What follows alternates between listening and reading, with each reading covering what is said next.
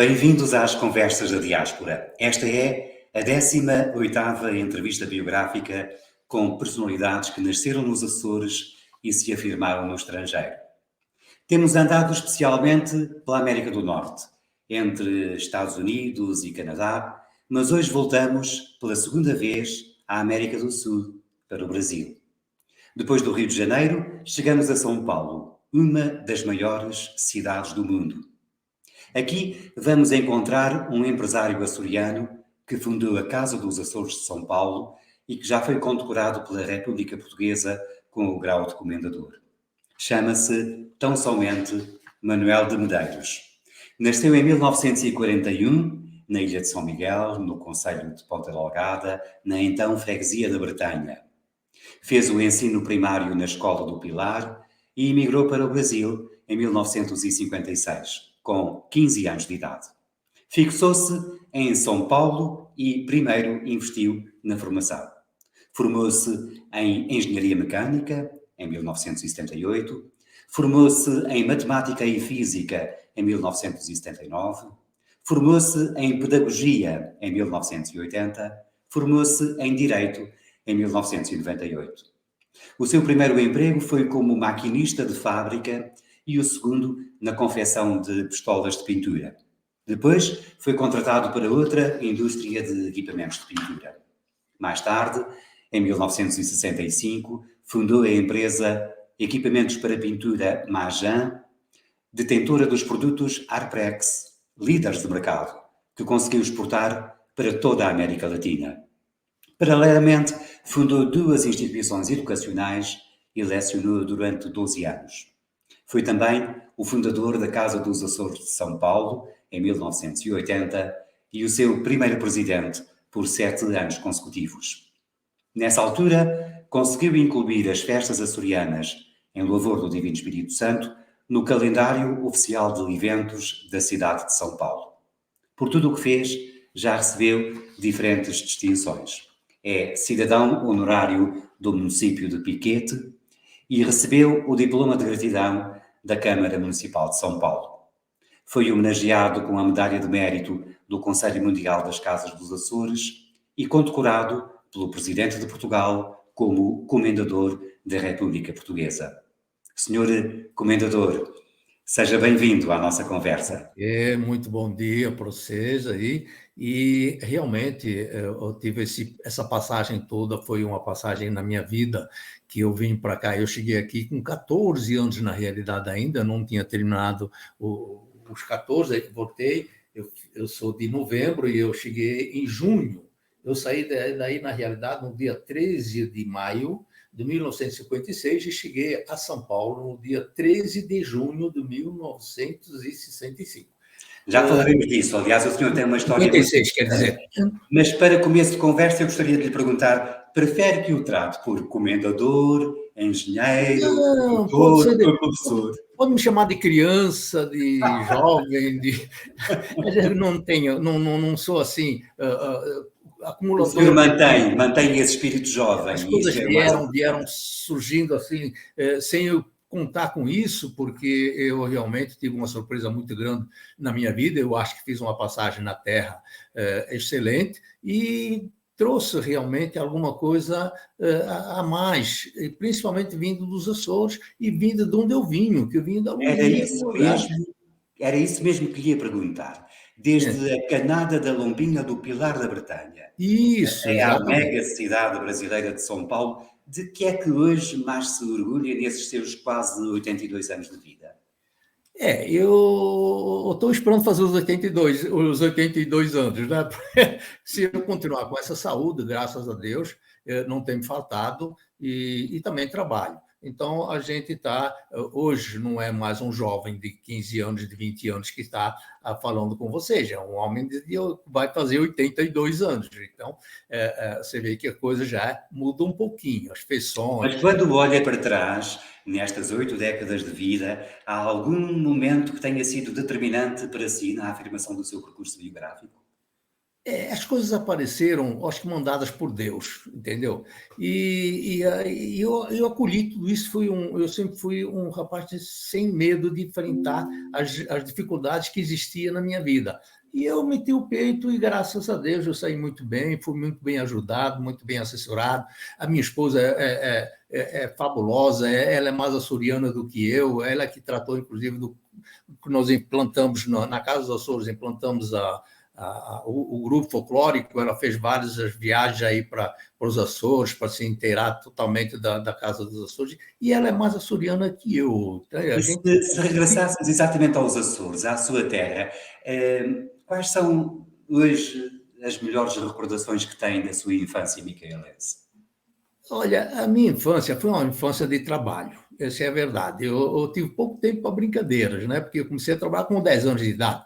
Eu saí da escola com 10 anos no Pilar, e daí para frente eu comecei a trabalhar na roça, e foi aquela vida, aí até sair daí. Quando eu saí daí, realmente, quando eu cheguei aqui, foi um negócio totalmente diferente da vida que eu levava lá, entendeu? Mas Eu porquê é que já imigra? Porquê é que imigra aos 15 anos de idade? Exatamente por Nós causa emigramos aos do 15 anos, porque eu já disciplinar. estava com a minha família do lado da minha mãe, quase toda aqui no Brasil. Então, nós fomos a penúltima família que veio da nossa família para o Brasil, em 56. E do lado do meu pai foram para o Canadá e Estados Unidos. E naquela época tinha muita imigração, inclusive por função dessas brigas aí das colônias portuguesas. A gente estava chegando, minha mãe, a gente somos muito católicos, então a gente ficou com medo de guerra e nos forçou realmente a vir, e a necessidade também de a gente ter uma vida melhor, né? E viemos para cá e, graças a Deus, parece que o mundo se abriu para a gente, entendeu? E Mas, eu mas aproveitei todas as oportunidades que me veio. o senhor podia ter escolhido o Brasil ou a América do Norte, porque tinha Por, famílias Poderia, mas por função de família, de ser a Gostou mais o mãe, Brasil, então. Uhum. viemos para o Brasil em função disso aí, porque nós tínhamos, a família do lado da minha mãe estava toda aqui no Brasil, entendeu? Só do lado do meu pai que imigrou. Alguns imigraram para o Brasil e outros imigraram para o Canadá e Estados Unidos, onde eu já visitei todos eles, já estive lá também fazendo. Graças a Deus, olha, eu tenho assim muita sorte. Eu fui muito abençoado por Deus. Tudo que eu fazia parecia que eu batia em alguma coisa e virava ouro, entendeu? Então, eu aproveitei todas as oportunidades que tive. E me formei aqui também, é uma cidade que tem a mesma língua, então isso facilitou muito a gente aqui. E eu, como sou uma pessoa muito curiosa, sempre fui muito curioso, e aproveitei todas aquelas oportunidades que me veio. E quando me achei, era um industrial, quer dizer, sem mais nem menos, eu fiz uma indústria, formei essa indústria, formei, inclusive, essas escolas que o senhor está falando, hoje são universidades aqui em São Paulo, entendeu? Não tenho mais Portanto, um homem que participação. se construiu a si próprio e que deixa uma marca importante na cultura, na educação, na economia. Agora, é curioso como tudo isso começou. Já referiu, o senhor partiu de Ponta Delgada no dia 13 de maio de 1956 e desembarcou em Santos exatamente um mês depois, a 13 de junho de 1956. Nessa época, era difícil demorar um mês inteiro a atravessar o Atlântico, apesar do simbolismo de começar a visita, começar a viagem no dia dedicado a Nossa Senhora de Fátima. Um mês inteiro de mar, à procura do desconhecido, deixa marca para o resto da vida. Para mim, quando cheguei ao Brasil, eu me deslumbrei com o país aqui, que a gente vivia, infelizmente, a gente vivia numa situação praticamente escravos. Nós éramos contratados, inclusive, para trabalhar com os donos de terras que tinha aí, a gente não tínhamos nada, e isso aí nos levou realmente a procurar outros caminhos. E como já tínhamos, inclusive, familiares aqui no Brasil, eles nos trouxeram, e nós somos em 4 irmãos, éramos em 4, um já faleceu, e a gente era 4 homens, e isso aí nos favoreceu muito. E também a gente tínhamos uma educação bem portuguesa mesmo, entendeu? E fomos em frente, toda a oportunidade que foi surgindo, a gente passamos dificuldades, quem é que não passa dificuldades saindo da sua terra com a dívida na época, de 100 mil cruzeiros, que era o dinheiro daqui, porque nós não tínhamos nem dinheiro para poder pagar as passagens para vir para cá, e viemos e lutamos, brigamos, meu pai trabalhou, minha mãe trabalhou, todos eles se aposentaram, já foram, graças a Deus, devem estar no céu e assistindo a gente, provavelmente, né? E a gente estamos aqui, graças a Deus, esperando os melhores dias, né? Mas Que o senhor hoje na Europa levou um mês inteiro a atravessar o Atlântico. Que expectativas é que tinha? O que é que esperava encontrar nessa terra nova para uma vida diferente? O que é que sente um jovem de um pequeno lugar como o Pilar da Bretanha quando chega a uma grande cidade como São Paulo? É assustador?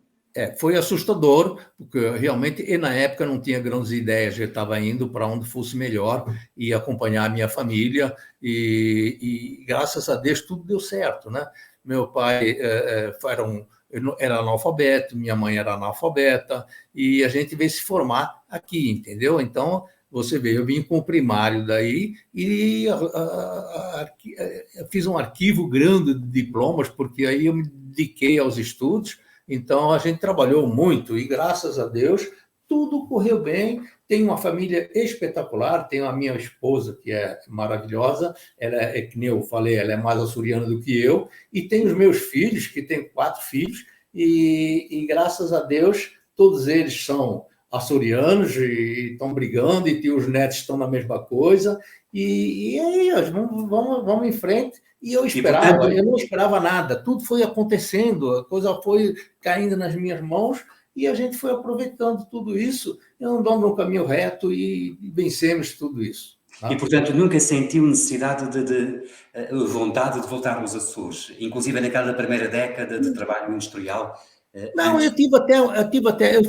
acabei ficando amigo, por incrível que pareça, um menino da Lombinha ficou amigo do presidente dos Açores, que era o Mota Amaral, que virou um amigo meu. Ele ficou várias vezes aqui na minha casa, quando ele veio, ficou na minha casa. Os outros presidentes também ficaram na minha casa, e a gente já tínhamos a Casa dos Açores. E eu tenho um orgulho muito grande, porque eu fui o primeiro açoriano que consegui trazer uma autoridade portuguesa, açoriana, aqui no Brasil. Eu viajei por aí, especialmente para convidar o Mota Amaral para vir inaugurar a nossa casa. E ele veio com todo o amor, com a companhia deles, com todos os deputados que ele tinha lá e tal. E realmente foi uma festa. Eu me senti assim, fora do chão. Entendeu? Já lá vamos. Mas antes disso, eu gostava de recordar o seguinte: com 24 anos de idade apenas, o senhor consegue fundar e dirigir uma empresa de produtos de pintura, afirmando-se, portanto, desta forma, no setor em que sempre trabalhou aí no Brasil.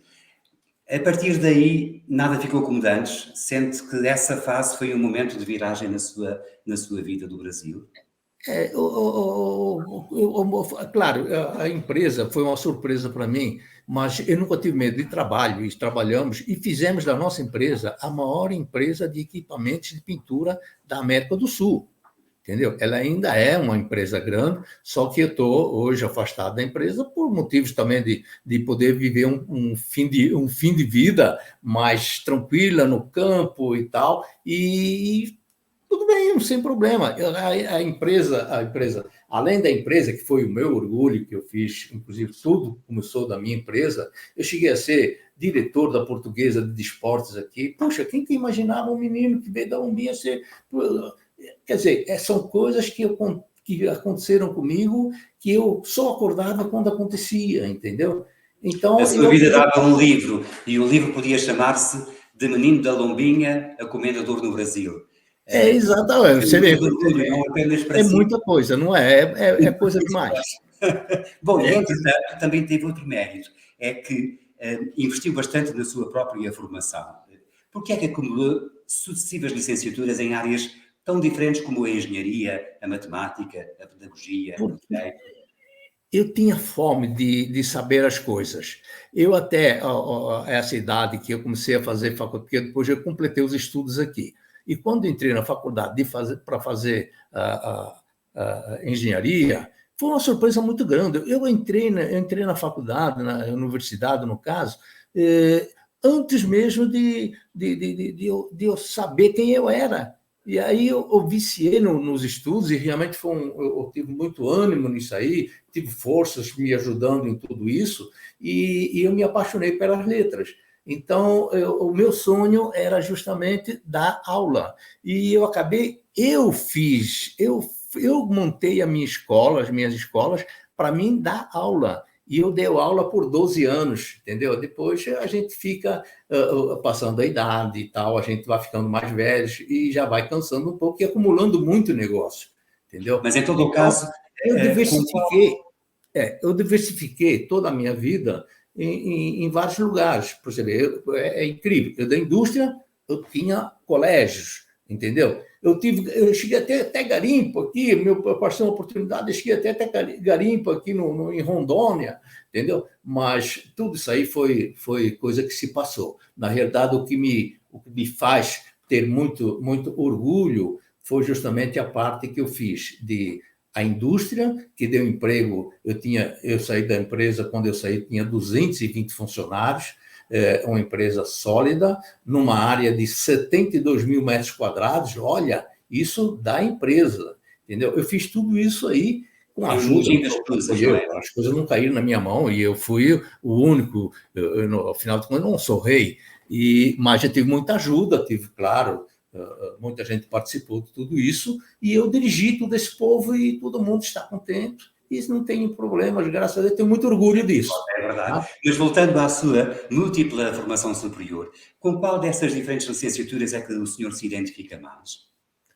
Eu não dá para só repetir? Sim, pergunto se o senhor se sente mais à vontade com a licenciatura de Direito, de Engenharia, de Matemática. Em que área é que se sente mais à vontade, no âmbito do conhecimento superior? Não, eu me sinto mais fazendo chão de fábrica, né? Eu me formei nisso aí, tanto que o primeiro estudo que eu tive foi o quê? Foi fazer engenharia, porque quando eu comecei a contratar gente para a minha empresa e eu estava só com o primário, eu me assustei, né? Poxa, eu falei, poxa, eu não entendo nada disso, eu não sabia o que era uma molécula, eu não sabia o que era um átomo, e de repente eu entrei na escola e descobri tudo isso. Isso para mim foi uma novidade muito grande. Isso foi a sede que eu tive, inclusive, de conhecimento e das minhas formações. Então, eu, por exemplo, fiz pedagogia. Ora, o que tem a ver pedagogia? Eu tinha colégios. Então, eu tinha, por exemplo, uma diretora para tomar conta dos colégios, para atender o problema de ensino e de educação. E isso aí me fez vontade de eu mesmo fazer. Então, eu queria ter aquela experiência. Então, foi lá e eu fiz. Entendeu? Agora, direito foi quando eu já estava cansado da aula, eu falei, quer saber de uma coisa, eu vou estudar de novo. Aí fui lá, fiz direito e me formei, eu tinha um mundo de anos já. Eu me formei em direito em 1998. Então, você vê, é uma distância muito grande de onde eu comecei. E como já referiu, antes disso e paralelamente à sua ocupação profissional, desenvolveu não só a formação académica, mas também fundou essas duas instituições educativas e nelas lecionou durante mais de uma década. Podemos considerar que nessa altura o professor complementava o empresário? O senhor tinha necessidade de transmitir os seus conhecimentos? Era uma vocação que já vinha de algum tempo? Não, eu achava que isso massageava o ego. Porque como eu sempre fui uma pessoa de uma certa necessidade de aprendizado, e quando eu comecei a perceber tudo isso, isso me levantou o ego de uma forma e uma ansiedade de saber as coisas, e foi aí que eu realmente fui em frente, não vi horários, eu não via nada, eu fui em frente, tá, tomando conta direitinho, e tudo aquilo que eu tomei conta, e tudo aquilo que eu fundei, graças a Deus, está bem, sem problema nenhum. Entendeu? Hoje eu me sinto feliz. Inclusive, as duas escolas que fundou viraram universidade, é isso? São universidades, é a universidade aqui em São Paulo. Ela se chama, inclusive, ela mudou inclusive de nome, porque eu também tive que me desfazer das escolas, porque eu vinha para a indústria ou ficava no ramo de ensino. E eu tinha muito mais conhecimento da indústria do que no ensino. Então, eu optei porque sempre fui trabalhador. Sempre gostei de chão de fábrica. Me formei de engenheiro, entendeu? Aí eu realmente, foi o meu sonho, foi a indústria, e fiz dela uma grande indústria no Brasil, que me trouxe muitos orgulhos e trouxe muitos inclusive, troféus para o meu viver, entendeu? Portanto, hoje, quando passa próximo da sua empresa, junto às suas universidades, inclusive à Casa dos Açores, tem certamente razões para sentir um orgulho do tal menino da Lombinha que conseguiu Exatamente. deixar a hora feita no Brasil. A Casa dos Açores surgiu por gente eu já estava bem no mercado, tudo, e quando eu voltei a Portugal, só voltei em Portugal para fazer uma feira lá em Lisboa. Olha, imagina o menino da Lombinhas e fazer uma feira internacional, que era a FIO, lá em Lisboa, e aproveitei nesse tempo fazer o quê? Falei, puta, eu vou visitar a minha terra. Eu não tinha ido na minha terra ainda, depois de 18 anos que fui lá. Aí eu parei, eu paralisei quando eu vi onde eu nasci, o progresso que já tinha tido, aquilo me paralisou. Eu falei, meu Deus do céu, não foi só que não foi lá só que eu progrediu, aqui também progrediu, entendeu? Então me deu essa vontade, porque aqui ninguém falava nos Açores. Quando você falava nos Açores, o pessoal não estava nem aí, não sabia o que era. Aí eu falei, vou fazer a divulgação disso daí. Eu tive a minha esposa, a Deusdete, nossa, ela foi assim formidável para isso, ela se apaixonou por tudo isso e ela me incentivava, além de tudo, ela me incentivava a isso aí. E foi um dos maiores orgulhos que eu tive, além da minha empresa e de todas as empresas que eu tive, foi justamente isso, foi trazer os Açores para o Brasil. Porque é curioso, o senhor fundou a Casa dos Açores de São Paulo 24 anos depois de estar no Brasil. No fundo, foi uma forma de homenagear a sua terra natal, na sua terra. Foi justamente por isso e fazer ela ser conhecida, que de lá também nascia gente que poderia vencer na vida. E isso foi o meu caso, entendeu? Eu saí de um nada, entendeu? E depois que eu acumulei tudo isso, eu falei, meu Deus do céu, eu tenho que fazer alguma coisa. E eu teve um maior orgulho e os meus conhecimentos que a gente tinha, eu passei a ter, inclusive, muita atenção de todos os açorianos que estavam aqui. Eu passei a ser, assim, para eles, uma novidade que surgiu de uma hora para outra, e eu fui, mas sou amigo de todo mundo, já perdi vários amigos que já faleceram, colegas de infância, mas a gente está aí, Deus quer que a gente continue, e a gente vai continuar, e vamos desenvolver tudo isso que ainda falta para desenvolver. É verdade. E como é que foram esses anos iniciais de afirmar os Açores na maior cidade do Brasil? A partir do bairro de Vila Carrão, onde se encontra sediada a nossa Casa dos Açores. Eu, por exemplo, quando eu recebi, olha, imagino um menino que nem eu era, receber um telefonema do consulado não, do embaixador? Do embaixador de Brasília, me dizendo que eu tinha sido homenageado. Quem me levou a isso foi o Mota Amaral, que ele passou a ser um amigo meu, depois ele acabou abandonando o governo e foi ser deputado na coisa, mas nunca perdi o contato com eles, e isso aí me deu uma sensação sei lá, de força, de trazer, de conhecimento, porque o Brasil está colonizado para todo lado que você vai no Brasil, né?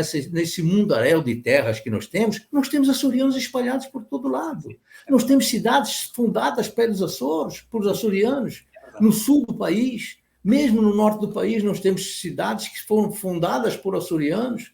O Porto Alegre, que é uma cidade enorme, ela foi fundada por 7 casais açorianos, entendeu? E esse povo tem orgulho de ser açoriano. É verdade. E é isso que eu tentei fazer aqui, para que o povo tenha orgulho daquilo que ele é. E ele pode chegar aonde ele quer. Por exemplo, com a Festa do Divino, que o senhor ajudou a dinamizar em São Paulo, no âmbito da Casa dos Açores.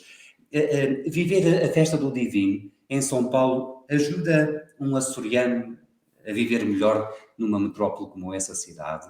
Sente-se em casa na Festa do Divino? Com certeza.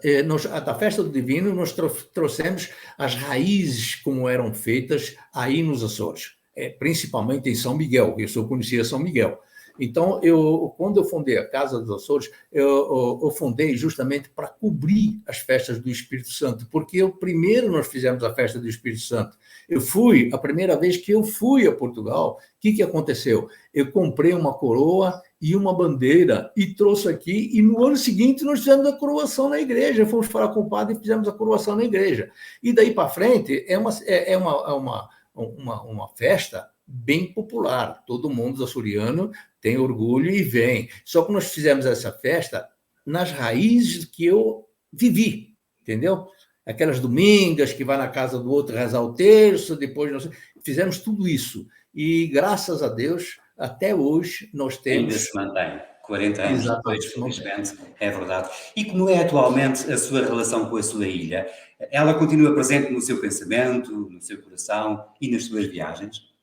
Eu tenho muitas recordações da minha ilha, principalmente formei grandes amigos depois que eu saí daí e tive evolução aqui nesse país maravilhoso que é o Mas Brasil. mantém essa ligação? Continua a visitar? Mantenho, eu gosto muito de lá. Só que eu me afastei um pouco, porque a idade chega e a gente está voltando, está colocando gente nova nos caminhos para continuar as raízes que nós temos, entendeu? Então, hoje eu participo, mas não participo como eu participava antigamente. Eu vivia aquilo, entendeu? Hoje eu tenho mais tranquilidade, entendeu? Eu realmente eu sou açoriano de corpo e alma, mas E alguma vez, a minha terra também, que é o Brasil. São Paulo, principalmente, é onde eu vivo. até porque o senhor tem muito mais tempo de São Paulo do que dos Açores, como aliás já Com disse. certeza. Mas mesmo assim, alguma vez ponderou levar uma pequena parte da sua grande empresa até aos Açores? Já tentei. Eu já tentei montar uma empresa em Vila Nova de Gaia. No continente português. E nos Açores, eu tentei, inclusive, montar em Santa Maria. Isso quem estava me ajudando, inclusive, era o povo lá do governo do Monte Amaral. E eu tive propenso a isso. Mas depois houve umas políticas aqui no Brasil que nos atrasou muita coisa, aí desistimos para não cair, não estragar o que a gente já tinha aqui, para a gente se manter. E, graças a Deus, eu continuo com essa ideia. Por enquanto, eu não tenho essa ideia. Agora, eu estou indo para lá agora, no mês de setembro, sei lá, pode acontecer, né? Então, ou seja, o senhor está formalmente aposentado, mas sente-se naturalmente ainda com grande capacidade para fazer o que for preciso. Não lhe falta criatividade e vontade. Não tenha dúvida, mas as forças são bem menores, né? A gente já sente mais dor nas costas, mais dor ali, mais dor lá, que coisa que a gente na infância não tinha isso. Mas agora que está aposentado e dedica-se à agropecuária, gerenciando a sua fazenda e a sua pousada no interior de São Paulo, depois de tantos anos ao ritmo paulista, recuperou no interior do Estado a tranquilidade dos Açores? Exatamente. Apesar que eu moro aqui, eu moro às redondezas da capital de São Paulo, entendeu?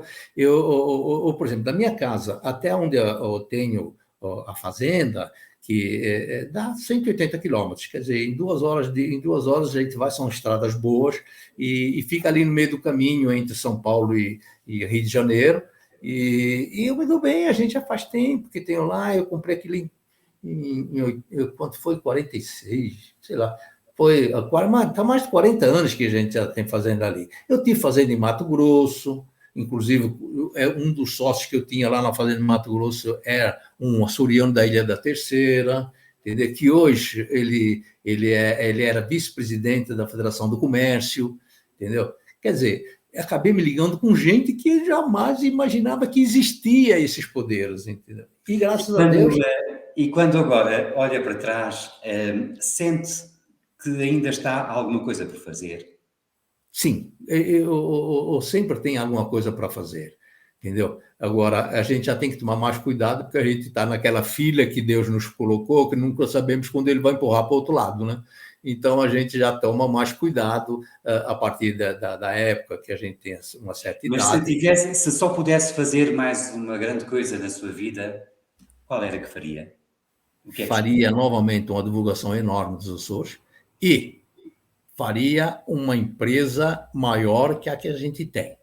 Muito bem, assim é que é. Sempre mais, sempre melhor. Senhor Comendador, foi um enorme gosto conversar consigo. Muito obrigado pela sua disponibilidade e muitos parabéns pela sua vida, pela sua obra, pelo seu legado. É um orgulho para Olha, nós. eu agradeço, inclusive foi uma surpresa muito grande, porque a gente vai ficando afastado da comunidade um pouquinho, então a gente não foi uma surpresa muito grande e muito alegre que eu tive em poder conversar com vocês aí novamente, e se Deus quiser, agora eu estou indo para aí em setembro, sei lá o que vai acontecer, vamos ver o que vai Já estaremos acontecer. à Tá espera. certo? Espero que esteja todo mundo bem e que esse mundo tenha paz. Isso é Paz. que importa, é o mais importante. O que me assusta hoje realmente desta minha existência é a paz, é a guerra Vamos que pedir está tendo isso ao por Divino nada. Espírito Santo. Vamos pedir isso ao Divino É, Espírito Santo. exatamente. Eu nunca fui ganancioso na minha vida. Isso é uma guerra de gananciosos, entendeu? Não vai levar a nada, gente. Entendeu? Só matando gente, destruindo países. Isso é uma loucura. Eu sou homem de paz. Isso é que é. Senhor Exatamente. Comendador, mais uma vez, muito obrigado. Um abraço para si. Bom, e na próxima semana cá estaremos de novo, desta vez para uma deliciosa conversa com a mais popular chefe de cozinha açor-americana, Maria Lawton, de Massachusetts. Está convidado a sentar-se à mesa connosco.